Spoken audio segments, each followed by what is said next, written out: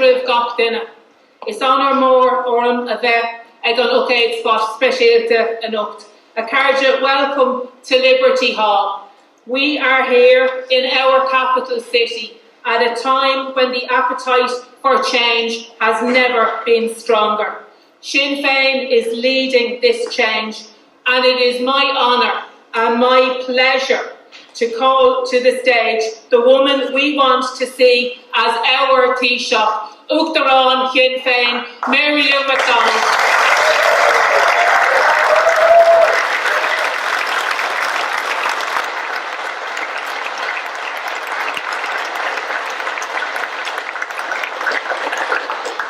So, how are you all, friends? I am absolutely delighted to have this opportunity to speak with you here this evening, to talk to you about the new united Ireland that Sinn Féin is working hard to achieve. As the demand for change grows right across our country, Ireland needs Republican politics now more than ever. The politics of fairness and hope. The politics of equality and prosperity for all. You see, our country is brimming with talent and with potential. We have a generation that believes in compassion and decency, that truly believes in that noble idea that nobody should be left behind. That a nation is at its very best when it encourages people when they are at their strongest, and supports them when they are at their weaker moments. And these aren't radical ideas, all of you know that. They are in fact the commonly held values of Irish people. When we speak of the current of positive change sweeping across the whole of Ireland, we are simply talking about a powerful revival of the things that really matter to workers, to families, and to communities. So the demand on politicians from people north and south is really a very simple one. People want those who are elected to government to make politics work, to make real improvements and a real difference in their daily lives. And even though we face incredible challenges, the people of Ireland believe that we can have a country and a society that is better than anything that has come before. An sort éireann nach raibh fáil dus na gluúin a tháinig rowing. Náisiún aontaithe bhfuil níos láidre, níos cothrom agus níos sunna. Éireann a bhfuil ag fécinn ná bhfuil ag fécinn siar ach le aghaidh ar thodhchaí. We saw that great hopefulness reflected recently in the results of the Assembly election in the North. In that result, we see the positivity that is possible for the whole island. It was, in fact, the vote of a generation. The people of the North voted to shape their future to their hopes, to their needs, to their ambition, to their enduring belief that a better life is possible for everyone. They voted for a future of equality, of inclusion, of partnership. And they voted for a First Minister for all and an executive that would roll up its sleeves and get to work in delivering new politics and a better future for workers and families. Friends, we will not be dragged backwards. Not by those who seek to stifle progress here or at home, or by Boris Johnson and his band of Tory wreckers who see Ireland's future as little more than a bargaining chip. Those days are over. And I am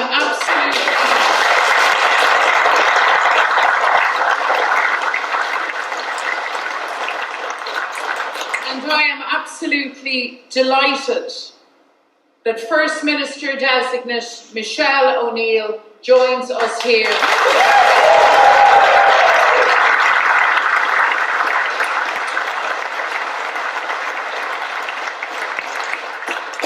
This success shows the transformative power of the demand for real change pulsing right across our country. It shows that people really can make a difference. It shows how putting your trust in change can form an unshakable bridge from the failures of the past to the limitless possibilities of the future. And friends, make no mistake about it, the South is next. Because this journey to a brighter future is about everyone. It is truly an all-Ireland journey, fueled by the hopes and aspirations of everyone who calls this island home. The momentum for change is charged by the common purpose of our people.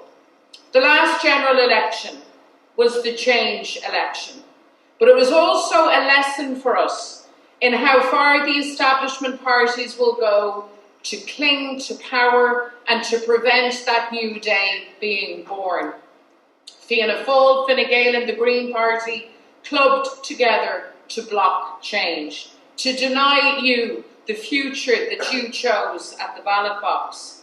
You see, they couldn't stand the idea that a party of the people would sit at cabinet table to make your voice heard, to put you and your families first. But here's the truth. They can block change, they can delay change, but they cannot and they will not stop it. Because when you voted for change, we in Sinn Féin heard you loud and clear. You voted for a future where workers and families can afford to put a roof over their heads. A future where you can access health care when you need it, where people with disabilities are supported. A future where living costs don't break the bank, where paying to put fuel in your car isn't a family crisis. You voted for a new economy, grounded in the principles of fairness, where you're guaranteed to retire at 65 if you wish on a pension, a future of unity, hope and prosperity. These are the basics that any Irish government worthy of the name should be achieving. The reason that the demand for change has gone from strength to strength is because still this government can't get the basics right. Their priority remains not the well-being of ordinary people, but ring-fencing wealth and privilege for those at the top. And that is why things have gone from bad to worse under this government. It's why we still have a housing crisis, why our hospitals are overcrowded and crippled by record waiting lists. It's why vital infrastructure projects become scandalised by delays and massive budget overruns. And it's now come to a point where people can't even get their passport to go on their holidays, and the operation of the country's main airport can descend into farce. And it's also why hard-working families now choose between heating or eating. Things are really hard for many, many people. Costs are through the roof. From prices at the pumps, to putting food on the table, to the price of hotel rooms, people are being ripped off at every turn. Going to a concert or a match, or a child going on a school tour, things that families should look forward to, are now sources of real stress. We are now experiencing the biggest squeeze on household income in a decade. And it's disgraceful that the government refuses to act while people suffer. It's now time for an emergency budget to support workers and families through this crisis. Friends, that is the kind of decisive action Pierce Doherty would take, and it's why we need him as Finance Minister as soon as is possible.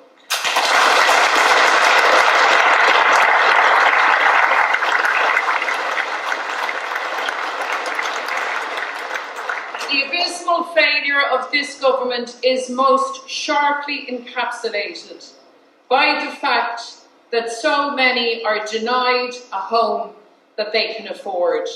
and the shameful, shameful numbers of people forced into homelessness. The basic idea of a home has become a luxury, a pipe dream for far too many. An entire generation is not only locked out of home ownership, but many are also now asking where they're supposed to live at all. People work long hours, they struggle to get a deposit together, they've nothing left after paying rip-off rents. Families live in the box rooms of their parents' homes with their own children, often waiting years and years for a council house. And we've many people in their 40s living in house shares with up to 5 others because they have no other option. This housing crisis is a decade of shame for Fianna Fáil and Fine Gael, a shame that the Green Party now shares. But there is an answer.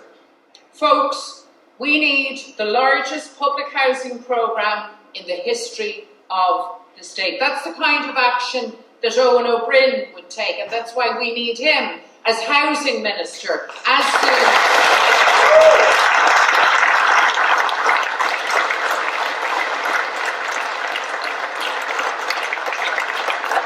Let me tell you something else. If we want an economy and a society in which workers' rights are protected and strengthened, well then we definitely need our friend Louise O'Reilly at that cabinet table.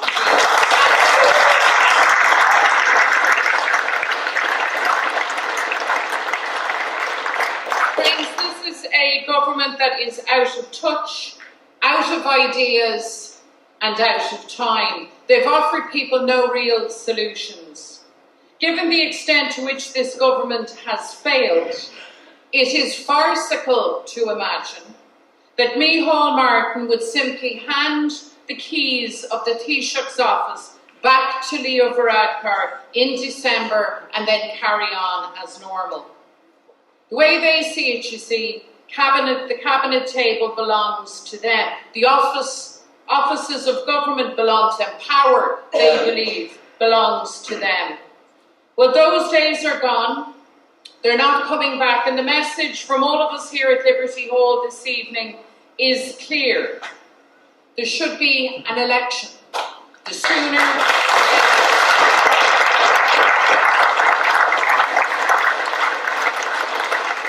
Because we don't need simply a change of Taoiseach, we need a change of government. The time for change is now. And I am very, very hopeful, and I am not giving up. I will never, ever give up on this. Tá ahrú castal ó níos mó agus níos mó daoine.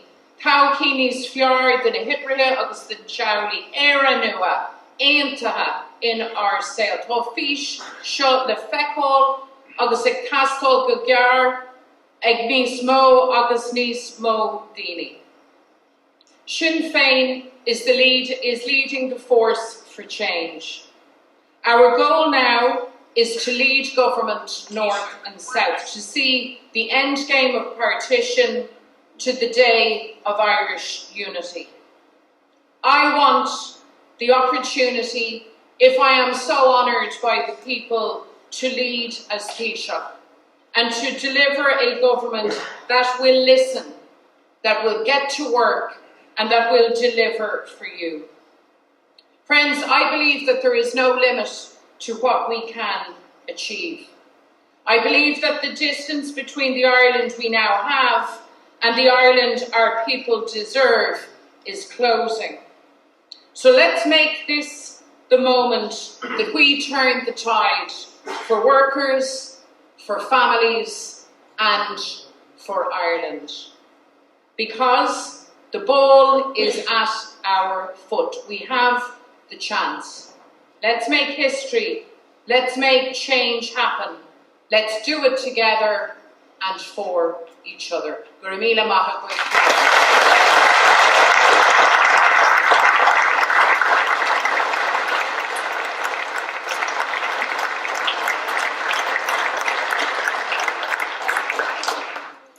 Thank Thank you very much, Mary Lou. And I am now going to introduce the panel joining Mary Lou this evening. I'm sure you're familiar with all of them, but I'm going to introduce them anyway. We have Owen O'Brien, TD, Pearse Doherty, TD, Lasuk Thrawn, Sinn Féin, and our First Minister designate, Michelle O'Neill, MLA. And you're very, very welcome.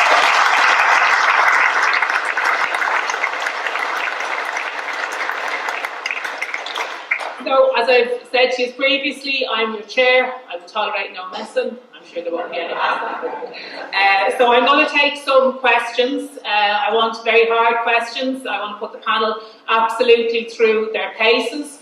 So we have a roving mic, and if anyone has a question or a comment that they would like to make, I'm going to ask you to keep it brief if you could. I'll take the questions in blocks if I can, and then the questions can be directed to myself, and I'll put them to the panel. So if you want to raise your hand if you have a question.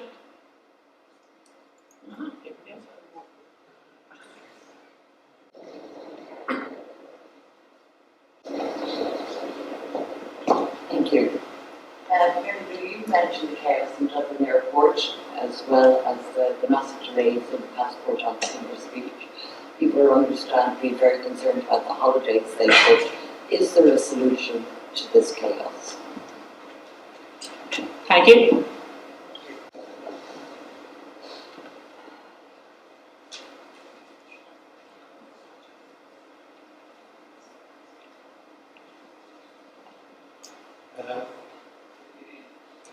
There's a lot of confusion, so there is out there in relation to the protocol.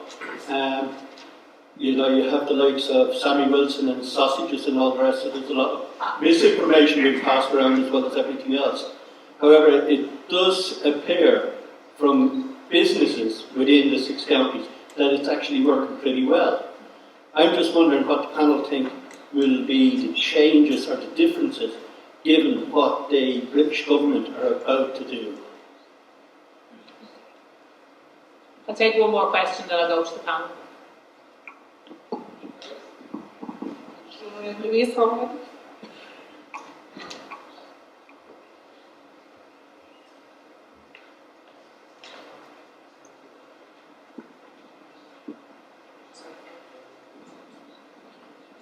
For a national one, cost of living seems to be getting worse and doesn't seem to have any end in sight.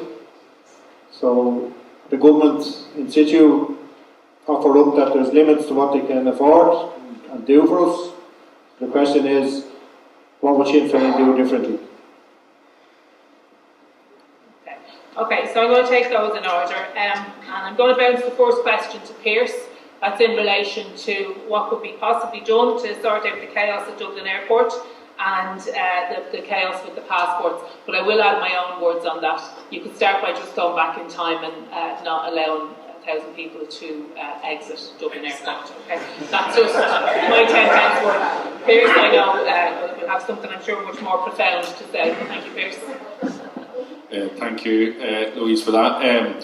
Well, just on the Dublin Airport, like the government said they didn't see it coming. The same thing with the passports, but many people haven't been able to leave the country for quite a period of time. Passports were expiring. We've always had an issue in terms of passports here. It's always been a pressure point coming up to the summer, so it was always going to be a bigger pressure as people come back and want to go on holidays that they may have missed over the last couple of years. Because of Brexit, because of the fact that Boris Johnson and the Tory government have taken the North out of the European Union, more and more people, including many from Unionist and Loyalist communities, are applying for Irish passports. So all of this was predictable. Well, what is the solution? The solution is something that we've been campaigning for many, many years, and Niall O'Neill probably deserves a unique mention in this, our Senator, is we need additional resources in the passport office, and particularly we need a passport office in the north, and that's something that should have happened. They're starting to think about it now, they're talking about over the west, but what we need is that proper investment. And the same issue in terms of Dublin Airport. This again is lack of foresight from the government. It's about penny pinching by the DAA, where they let about 1,000 employees go. That was sanctioned by the ministers at the time, including very high-skilled security workers which are very difficult to recruit at this point in time. So they cut right to the bone, and we've seen the chaos as a result of that. So the solutions is proper investment. The solutions is not, allowing voluntary redundancies and putting the public at the mercy then of the DEA who's stripped back to the bone and can't recruit in time to allow people. So it's about proper planning, and really the fault here lies at the feet of government. I don't know if you want me to mention in terms of the cost of living as well. Go ahead. Just in relation to the cost of living. So, we hear this all the time from government about, like, we can't do any more and so on and so forth. The reality is that the cost of living crisis is impacting on a huge amount of people out there, and we know the cost of living the crisis impacts on those in low incomes and middle incomes hardest. But the state and the revenues that the state bring in actually benefit from inflation. So as prices go up, whether it's petrol, whether it's diesel, whether it's food, whether it's clothes, whether it's your electricity costs, then the state takes in more revenue. The Irish Fiscal Advisory Council, a watchdog for the state in terms of spending and all that, it estimates that the state has brought in €2 billion and only given back €1 billion in terms of the cost of living crisis. And they criticise the government, saying that their investment so far has been untargeted. So what would we do? We would argue for proper investment in areas that would put money back into people's pockets. So renters are feeling the squeeze. They've been feeling the squeeze for years. So we would put a month's rent into renters' pockets through a refundable tax credit. We would slash the cost of childcare by a third this year and a third the following year, which is a second mortgage for most people. We would pay out cost of living cash payments to people on low and middle income. We would further reduce the cost of petrol and diesel. It's something that can be done straight away. Indeed, Mary was putting it to the Taoiseach. These are things that can be done, and other measures as well, including an increase in social welfare rates. If you want to keep in line with inflation that we're seeing running at close to 9% or 8.2%, then you need to see the social welfare payments increase by another €7.50. So they're the type of measures that we're putting forward, and that's why we've been calling consistently on the government that we need a mini budget, because people can't wait for another 5 months till October or November when we see a finance or social welfare bill. We need to see it right here, right now, and we're going to keep the pressure on government to try and bring that about.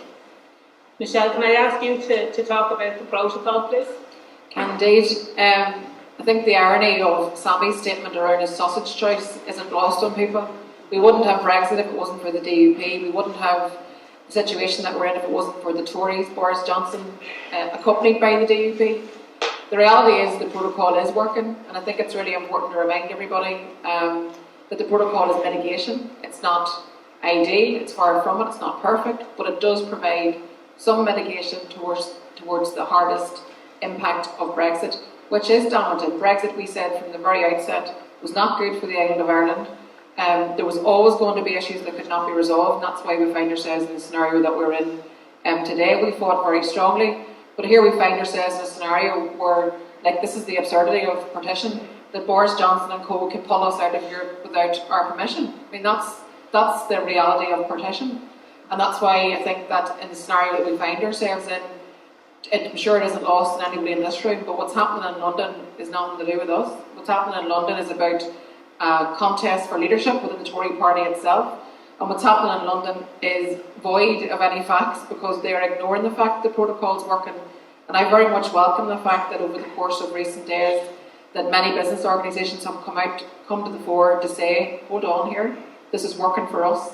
And the actions of Boris Johnson over the course of the last 24 hours to propose legislation that would actually disapply parts of the protocol, basically pull back on an agreement that he himself signed up to, all that does is cause more chaos. All that does is pander to the DUP, and all that does is actually make it more difficult for people to create jobs, build our economy, better jobs. Before I came down to Dublin this afternoon, I was at a company who's benefiting very much from the protocol, someone who's selling machinery into both the European market and the British market, and they're creating jobs and they're crying out for workers. And do you know why they don't have workers? Because of Brexit. Do you know they don't have workers, they don't have access to people that would have came and made their home here because of Brexit and that cold house and not feeling enough people not feeling wanted here. So these are all the real implications of this Brexit that's being foisted upon us. So I think whenever I look at some of the reasoning behind what the Boris Johnson and co are at, as I said, it's about a leadership contest, but equally it's about trying to mask what's happening, which is that the northern economy and trade on this island is aligning. So we see companies that previously supplied small companies on the island that provided or couldn't get into some of the big companies. Trade's now aligned, and they now actually have opportunities. So we're creating local jobs, and actually the economy in the north is outperforming that in Britain, and that's what Boris Johnson doesn't want the people who live there to see. So our job in the time ahead is still to encourage that there's a agreed way forward, because there are things that can be smoothed out in the protocol, and we're up for that, that's all right.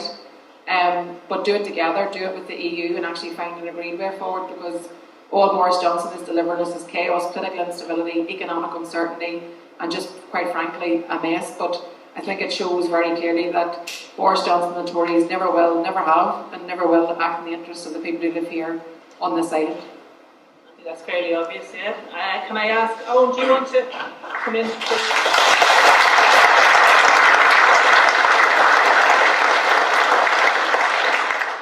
Anything in particular? Anything you like, Owen, whether related to the cost of living specifically. I always get the easy questions.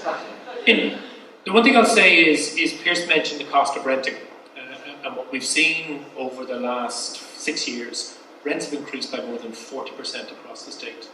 Here in Dublin, the new asking price for just a standard two-bedroom apartment is €2,000 to €2,500, and that's if you can find an apartment here in the city. Now, why is that? Well, the reason that's the case is because, despite the fact that government has had a decade of the lowest possible borrowing rates, they simply haven't allowed our local authorities, approved housing bodies, community housing trusts, to access the funds to invest in large-scale public housing. Social housing for people on the council list, affordable rental for those people who want to rent, and affordable purchase at genuine affordable prices. What's also shocking about the city here, we have about just over 1,000 families tonight who are living in emergency accommodation. We have 20,000 vacant homes across Dublin. So that means we don't even have to build all of the homes that are needed.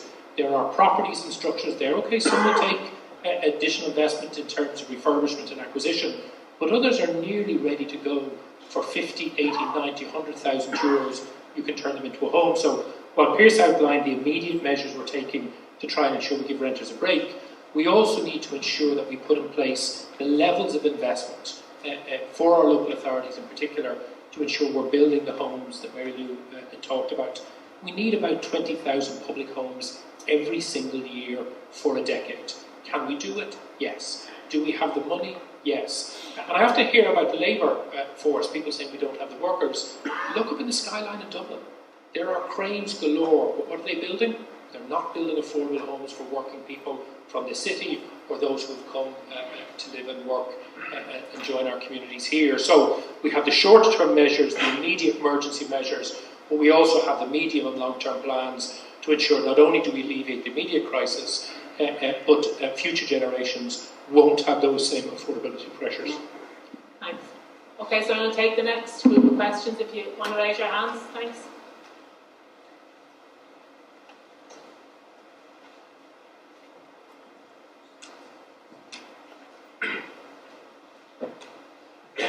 Hi, would your cabinet be gender biased, 50% female? Thank you. I'll call it a bias. Hi Mary, I'm just wondering how the hell people can afford to save for mortgages when landlords are charging extortionate rents. I mean, like even people who are on housing this and getting hacked, the landlord's people up in the rent. It's just like the government doesn't care about renters. Thank you. One more. Just wondering, government's North-South Assembly and government in Dublin, what steps can we take to ensure that we don't miss this opportunity to achieve a United Ireland once and for all? Those are excellent questions. Okay, so I said I'd take three, and I'm going to throw it over to the panel. Easy one for you, Mary Lou, to start off with. What's your views on gender balance? Louise always gives me the easy questions. I slip her a few quid afterwards. I would not do that. That's a great question on gender in Cabinet. I believe in, as you know, balance in public representation, and that means, you know, in a representative democracy, we should apply nothing about me without me, shouldn't we? So that applies to gender, women particularly, because we have been the minority in positions of power forever and a day. But it also applies to other dimensions in our society, people with disabilities, younger people, older people, people whose skin is not as pasty white perhaps as Owen's. All right, Owen? Yeah, a little bit. You know, so I believe in getting that balance, getting that diversity, not for its sake simply, but because I believe, and the evidence reflects, that you get better politics, you get better representation, and you get better results. So a cabinet under my leadership, I would very much hope would be gender balanced. But I would also aim for it to be regionally balanced, and above all else, balanced in terms of ability, talent and determination to deliver. To have a gender balanced cabinet, you have to have enough women elected so that you have them available to you. And we're really, really fortunate in Sinn Féin that so many really talented women went forward in the last Assembly election. I mean, 53% of our candidates were women. Our Assembly team is 15 out of our 27 members of the Assembly are women. It was the same in the last mandate. We had a majority of women. So all of that is good stuff, and we need to build on that. But the objective here in the final analysis is about representation and delivery. So that kind of diversity delivers better results. It's also only fair and socially just that we as women have our place. But you'll have heard me say that many, many times. Thanks for the question, though. It's really important that that question is asked. On the issue of rents, can I go on? Go on ahead. Are you sure? Yeah. The clock's on. Push me up here. So on the issue of rents, look, in the neighbourhood that I live in, which is a great neighbourhood, a regular working class, fabulous blue collar neighbourhood, but it's certainly not a wealthy area. You know, it's not a rich ghetto by any stretch. But apartments were built on Carnlough Road. Many of you know Carnlough Road, big long road, huge big blocks of apartments built to rent. And for the honour and privilege of living in one of those, you will be charged anything between €2,000 and €2,600. Now I have to tell you, I know very, very few people who are in a position to pay that level of rent with any degree of comfort. Although I know people are paying those kind of rents, and I know that they suffer and struggle and scrimp and save to make it. So I was talking actually to a young person who lives in Cameron in my neighbourhood earlier today, and he was saying to me, you know, it's gas, it's like they're building houses and apartments for us to look at, so that we can see all of the places that we're never, ever, ever going to live in. And what's worse, even if you manage to actually get in and live and rent them, you're never, ever, ever going to buy them. And meanwhile, big institutional investors get hugely favourable tax treatment from the state. They can charge a fortune in rent, eye-watering criminal levels of rent. And then to tie back in with our friend here, very often those that are paying the rent will be subsidised by the same state that has actually subsidised them through tax breaks. I mean, talk about heads they win, tails they win. For me, and I think I would speak for all of us, and you could cite all of the failures of this government, and they are many and they are profound. I mean, we've a PMB in the Dáil today on the issue of access to school places for children, for every child, children on the autism spectrum, children with additional needs. It's heartbreaking, the stories and what's going on out there. I mean, absolutely. So the failures are deep. But I think we would all agree that it's in the area of housing and accommodation that the biggest disgrace has unfolded. We were told after 2020 that they had heard the people, that they knew that housing was the issue. We were told we will sort this out. And we have had a ringside seat watching them make the same mistakes again and again with their eyes wide open. And that to me is unforgivable. On the issue of rents, what should happen now?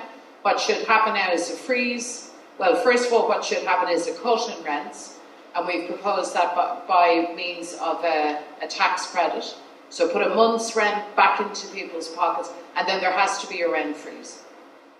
You know, there just has to be. We cannot live with this situation where you say to yourself, it couldn't get any worse, and then you wake up one morning and it's gotten worse, because that's the cycle that we've been in. I can't read my own handwriting, so I don't know what the third question was. It was in relation to the Assembly for North and South, the prospects for a united Well, I Ireland. might give the mic and the floor to Michelle. I won't That is answer all very the generous. questions. Let it be noted, that is very generous, Mary Lou. I've got my own.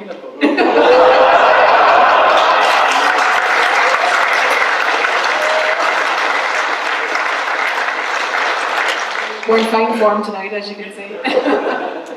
I think on the question around, what steps can we do to achieve United Ireland, obviously, I mean, nothing in life is inevitable. Maybe what is it? But we believe that this is only going in one direction. So now is the time to have the best plan in place that we can actually have. Now is the time to have a conversation about the change that we're talking about that's unfolding all around us. I mean, when you look at the recent election result in the North, and the North was built with designed, if you like, with an inbuilt unionist majority, where the balance of power was always shifted one way. That recent election result said, no, not happening. Those days are gone and never to return. And I think that's one of the biggest symbols we have of the change that's happening right across this island. That, alongside the fact that so many people across the 26 counties are in support of this change. The fact that we have the first Sinn Féin is occupying the position of Leader of the Opposition and soon to be Taoiseach, with all these amazing people, all these amazing activists, because that's who we are. It's about activism, it's about change. We want for your children, for your grandchildren, for your brothers and sisters, what we want for our own children. And we believe that will be achieved in a new and agreed Ireland. So the conversation about constitutional change needs to happen now. If you look at Brexit, that's a really good case in point as to how not to do something, how not to have a referendum. People were asked to take a vote on a decision, or to take a decision on something, but they didn't have all the information. They didn't know their economy was going to be decimated. They weren't told that. They were told there was going to be loads of money, millions of money to invest in the health service. Never materialised. So let's have an honest conversation around what does a better health service look like, an Irish National Health Service, free at the point of delivery for every citizen who lives on this island. What does education look like where we actually support those families that Mary Lou talked about earlier, those families with children with disabilities? What does that look like in a new and agreed Ireland? How can we design this island that's actually better for each and every one of us? So that's what we're going to try and achieve, whether we hold office or not, whether everything we do every day is about trying to bring that change about. I think we can demonstrate it whenever we have positions where we're able to bring about that change, but we work every day to unite this country, to unite all the people that live in this island, this very diverse island, something that I think we should all very much embrace and be very proud of. But it's all ahead of us, but it's going to take really hard work in the weeks and months ahead. And the closer we get towards achieving unity, and the closer we get towards that unity referendum, which needs to be put to the people, length and breadth of this island, it'll only be the people that will decide constitutional change. We want to take as many people with us as we can on that journey. So that's about standing up for workers and families every day and what we do. That's about having people's backs, and that's about letting people know that what, as I say, what we want is the same thing that people want for their families.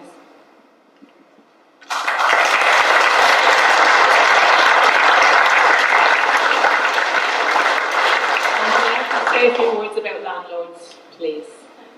Nice one. Let me say a couple of things about gender quotas first, because actually I want to add to that question. Why stop at 50%? And I mean that really seriously, because we've been applying gender quotas in our party almost as long as I've been in it. That's almost 25 years. And that's the reason why 56% of our MLAs that were elected in the recent election were women.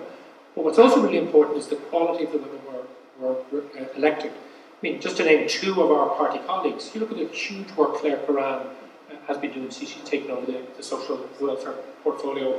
I have to say, Claire Curran would be the best social protection minister in the history of this state. And I don't say that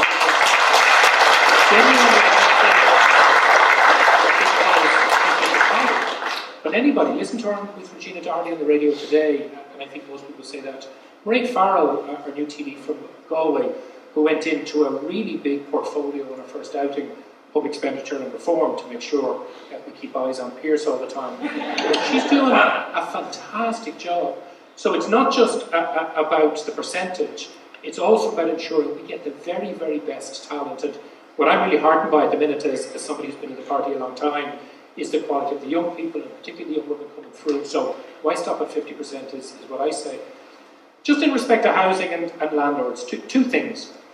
One of the huge differences between our approach to housing policy and governments is we want house prices to come down. I was at a Raise the Roof rally, public meeting in Limerick last night, and there was an academic housing expert talking, and he was describing all these Fianna Fáil housing policies and Fine Gael housing policies. He said whether it's Help to Buy, whether it's the shared equity loan scheme, whether it's this particularly crazy new scheme, pre-Connor Cities, it's all about locking in the high prices. It's all about keeping the prices as high as possible.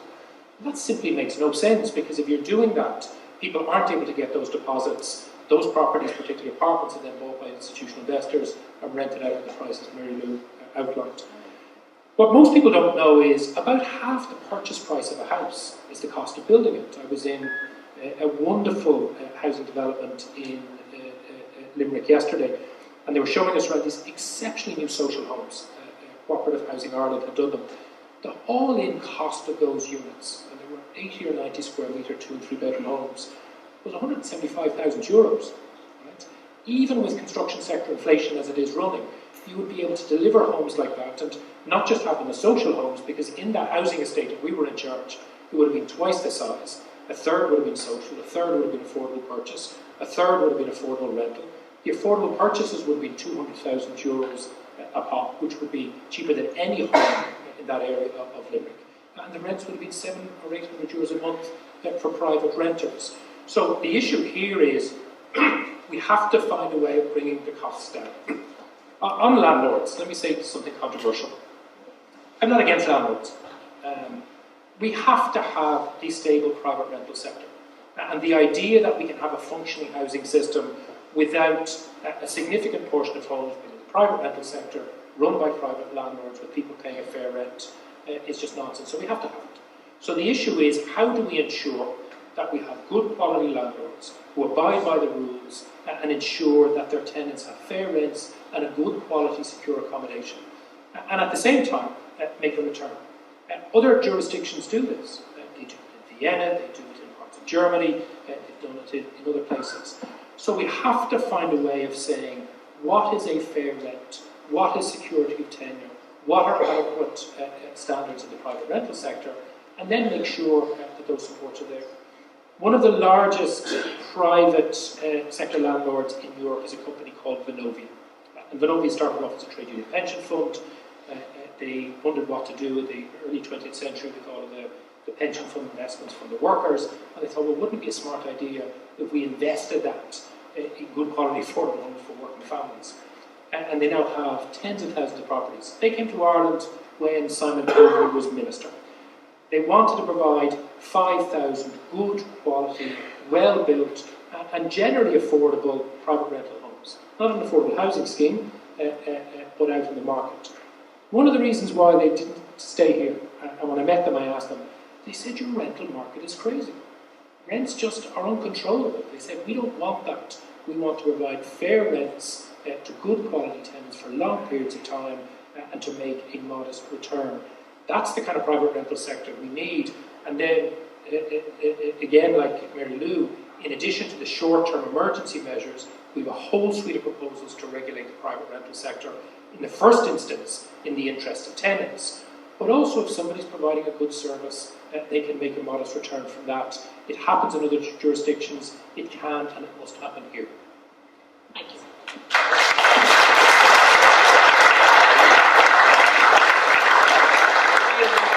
Very well said. I'm going to take the next 3 questions, so can you show your hands? If we're going to work out there.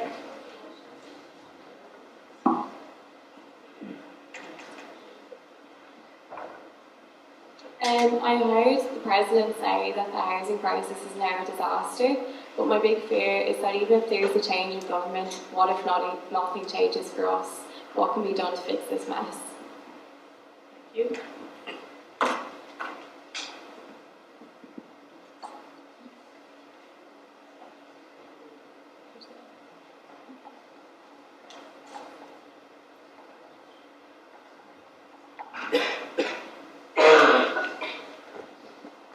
Following the historic victory up in the north, I think there's a noticeable kind of resurgence down the south with people just around the whole conversation around unity.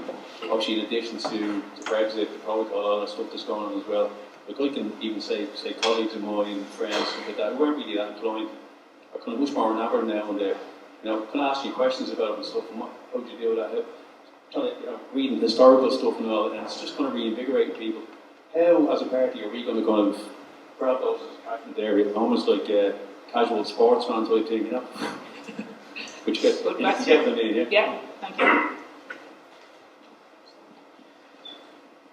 With an upcoming deadline with this current Fianna Fáil Fine Gael government and the immense voter apathy amongst Fine Gael and Fianna Fáil voters, how readily are we able to source the 70 to 80 candidates needed to win an overall majority?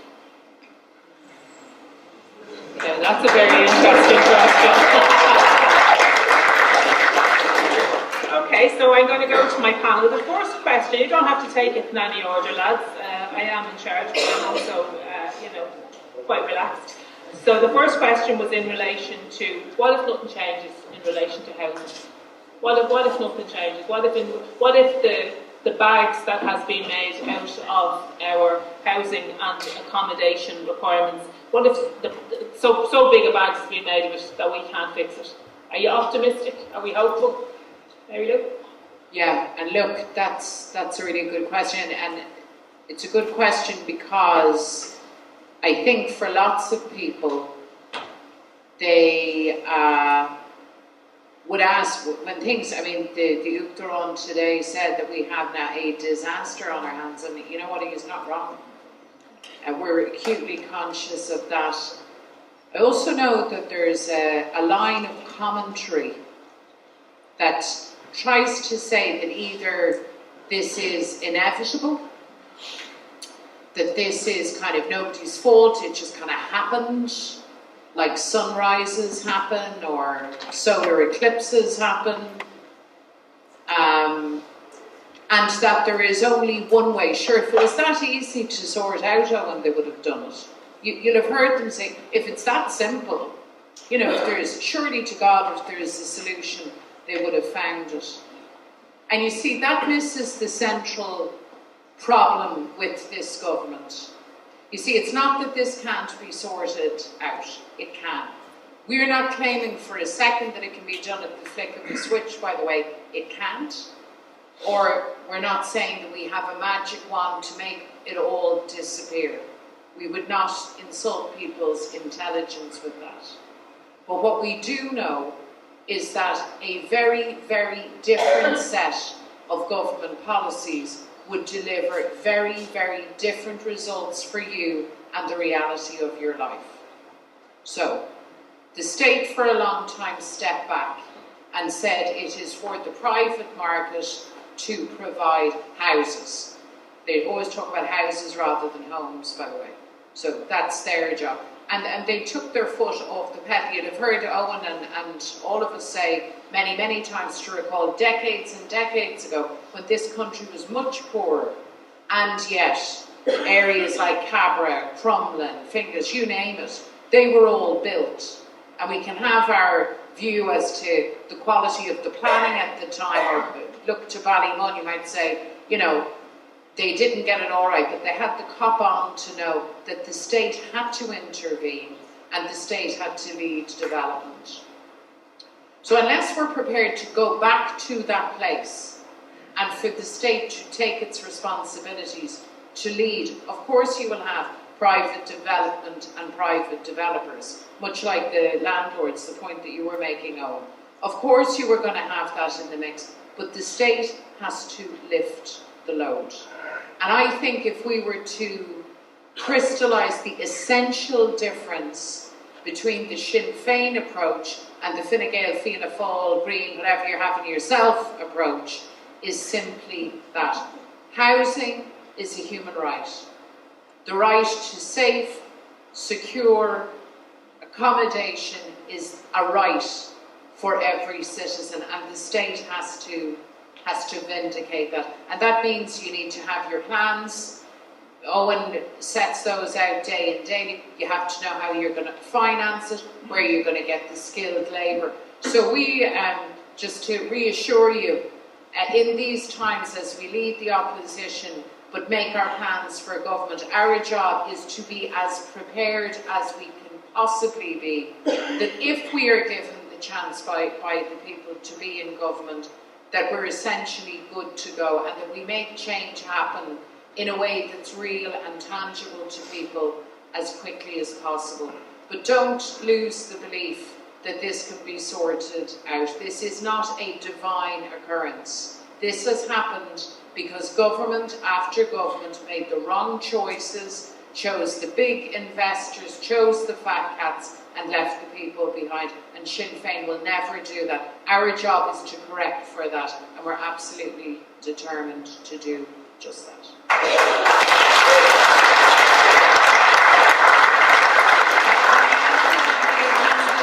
But I promise I'll give the... I was going to save that till the end, but yes, go ahead. So, I don't know if you were kind of volunteering there. But we're going to have to run a lot of candidates. We're going to have to be ready for the next election, whenever it is. But just remember this, we will be relying on people like yourselves and many, many more to actually hold on to the belief that change can happen. And then, of course, after the last election, I literally could not walk the length of myself without somebody saying to me, "Come here, you," and I'd say, "What? You didn't run enough candidates." And initially I was telling the lads, I used to actually answer and say, "Well, look, in fairness to me, that I've given that up." I just now answer by saying, I was wrong, I made a mistake, and I will not make that mistake again.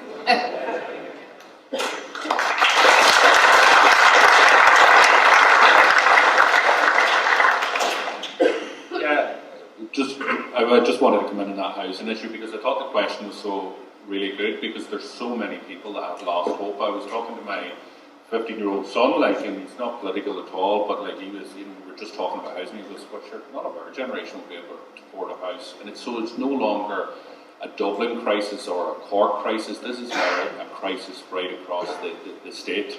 And the point that Mary Lou made is really the most important point, which is this is a man-made crisis. This happened because of a set of policies at the time. This was predictable. This was nearly inevitable when the government went on the course of action that they did over a decade ago. I can remember in the Shannon, when which is over 11 years ago, the Minister for Housing was in, and we were basically saying that what will happen now is house prices within a decade will go back to the peak. There will be evictions, and this is bailout for landlords because they decided deliberately at that time to stop building social and affordable homes. And we know what demographics are, we know the population, we know the demand, so there you had this problem.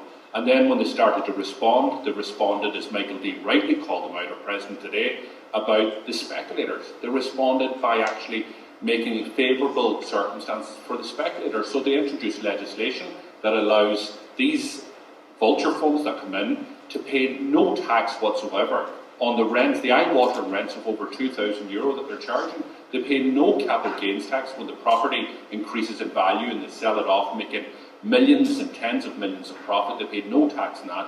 And they've created that type of thing where, yes, you're seeing some units built in type of apartments, but they're out of reach for the average people. So what we would do, because it's a man-made problem, you can change the policy. You can change the policy immediately. So that what the discussion that we're having here, that Owen mentioned about the rents, is to give immediate relief. So the first thing we're going to do, if we get the privilege to serve in office, is to introduce that 1 month's rent back into renters' pockets, to give that 300,000 people that bit of relief that they should have got for years, and then freeze rents. But the second thing we're going to do is introduce the biggest budget, housing budget, that this state has ever seen, because we're going to build the social, the affordable, the cost rental houses, so that people don't have to be taking out mortgages, as was asked earlier on, at eye-watering levels of €300,000 and €400,000. People should be able to afford a house, and they shouldn't be put to the pin of their collar as a result of it. And Owen mentioned about the cost of houses. The land speculation that is going on in this city and elsewhere is absolutely crazy. It's been pointed out for years and the government does nothing about it. Indeed, they introduced a new land tax which is half the rate of the old land tax. That's what they're planning to do. We had a question there too, for information we got from NAMA. These are like state-owned land in the middle of a housing crisis. NAMA sold land where we could develop 80,000 houses on it. Most of that land was sold about 5, 6, 7 years ago, and only 10,000 houses have been built. So what we would do is we would bring in proper rates of taxation on vacant, speculative land. So basically you start developing that land or you sell it to somebody who is, because we will tax you, because we will not tolerate that type of speculation while our people are really, really, really suffering. So I do want to give people that hope that there is a plan there, and more so there's a determination there to actually deal with this issue. And as Mary Lou says, it can't be done overnight, but the initial steps can be taken immediately, and that's what we would do. In terms of the issue of unity, there's no doubt that the election in the north has changed the dynamic and the conversation, and people who weren't talking as much about unity are now starting to talk about it. In my view, it's because we see it in opinion polls time and time again in the south that the vast majority of people want a new Ireland, want that united Ireland.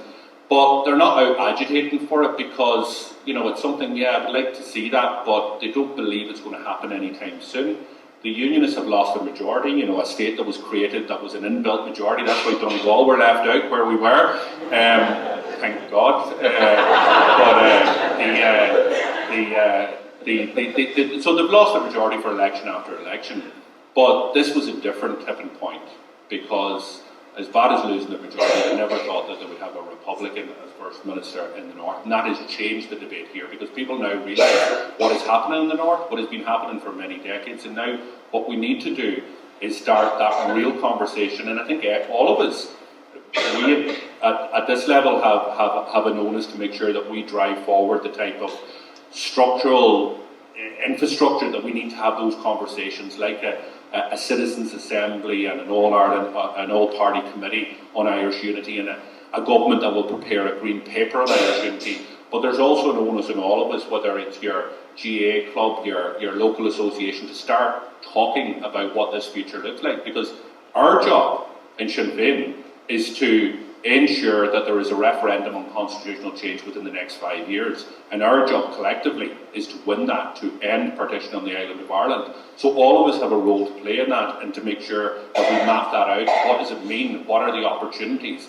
The idea of, we talked about some of the challenges here, in terms of education, special needs, housing, but the idea, the gift that we are possibly going to have in the next number of years is to reimagine this nation, to build it properly and to get it right this time. So it's a really, really exciting time, and I'm convinced that this is This is something that will happen within the short time, and I think more and more people, because they've seen the change that have happened in the north, are now starting to believe that, and that's a powerful thing. When more and more people believe that Irish unity is on the cards, I think we'll see a lot of momentum. I think Ireland's Future are doing a big event here in Dublin. It's in the autumn, I think, in October, so I would encourage people to go along to that event as well when it comes up out there.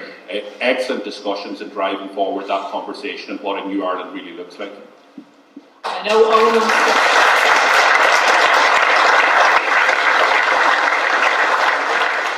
So Owen, I'm going to ask you to be brief, but the question is a big one. What if we get into government and what if nothing changes? How are we going to make sure it's going to be different? Because it has to be different. So first of all, I have to say President Higgins' remarks today are really powerful. But all he's saying is what the overwhelming majority of people in this state know, because they know it from their own experience. And the problem is, for people who are living in housing stress or housing need, and particularly acute housing need, it's so all-consuming that absence of hope that Pierre spoke about is a real thing. Those of us who are constituency politicians and working with families in real need know it every single day. But two things I want to say. First of all, change in housing happens. Finland is a really important example. A bunch of years ago, a Finnish government decided they were going to end long-term homelessness and the need to sleep rough.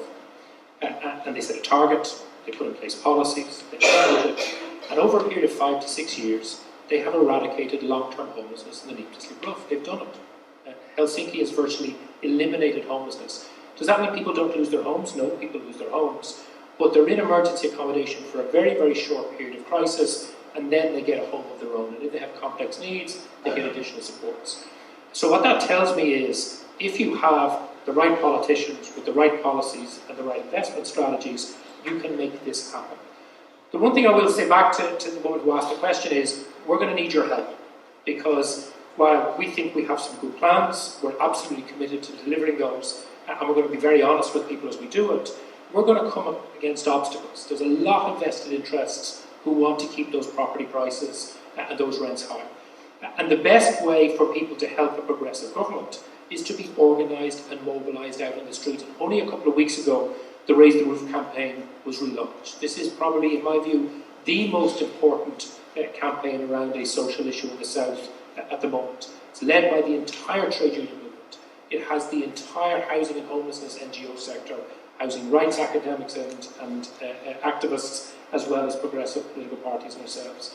And they've set out an agenda which we agree with, which is the 20,000 public homes a year, which is the emergency measures to tackle rents, the referendum to enshrine the right to housing in the Constitution, ending long-term homelessness. But crucially, they shouldn't just be campaigning to get this government either to change its policies or to change this government. But if there's a progressive government in power tomorrow, they need to keep organising and mobilising and campaigning to ensure, as we're fighting inside government and inside industry, people on the streets are fighting too. So all I'd encourage people is, help us, come on us with this journey, and whether you're in the party or close to the party or you support our objectives in any issue, stay mobilised, and together, inside office and out on the street, we can deliver that change. So for me, it's not a what happens if you don't do it, it's how we do it. And if one approach doesn't work, we'll try another one, and we'll try another one, and together we'll deliver that change. Yeah.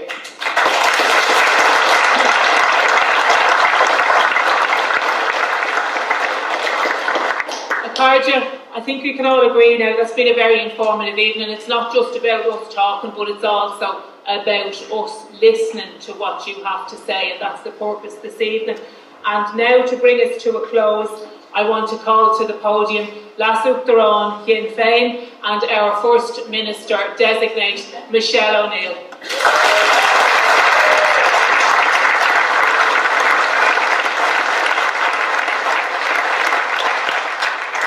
I'm just going to say a few words. Just firstly, thanks a million to everybody who took the time to come along this evening and to listen to us, but mostly to engage with us. I think one of the things I'm very proud of who we are is that we are a grassroots political movement, and we're people that stick very close to the ground and the people that we represent. So we always want to hear what you have to say, good, bad or indifferent. We don't always claim to get everything right, but we definitely work really hard on people's behalf. Whenever we talk about time for change, that's not just a nice slogan. We actually mean every word of it. We mean it in every word and every deed. We mean it because we want to stand up for workers and families. We mean it because we want to unite this country. We mean it because we want a roof over everybody's head. We want money in your pocket. As I said earlier, what I want to achieve is as good for my children as it is for all of yours and your family. And I think that's really, really important. So we have people's backs. We'll continue to have people's backs. We'll continue to work very hard for people as we go along this journey, because we are on a journey of real change. And over the course of recent times, things across this island have just completely shifted. And folks, we're on one trajectory. And Owen's absolutely right when he said about getting involved and being active. We are activists. We're very proud activists. And we would encourage everybody in this room, if you're not already a member of the party, to get on board, to speak to your friends, to have those conversations that people are having around their kitchen table or in their workplace or in the supermarket, wherever it is that you are. I find that too. I'm so encouraged by the level of conversation that there now is around constitutional change. And it will only be the people who live on this island that will actually make that happen. So it's all ahead of us. And I want to just finish by this point. I think the lady at the back that asked about hope, I think that's so important. We all have to have hope for something better, and I genuinely believe that there's something better ahead of us if we can all get stuck in and work for it. So, Gordon Mila, I will go see a hope.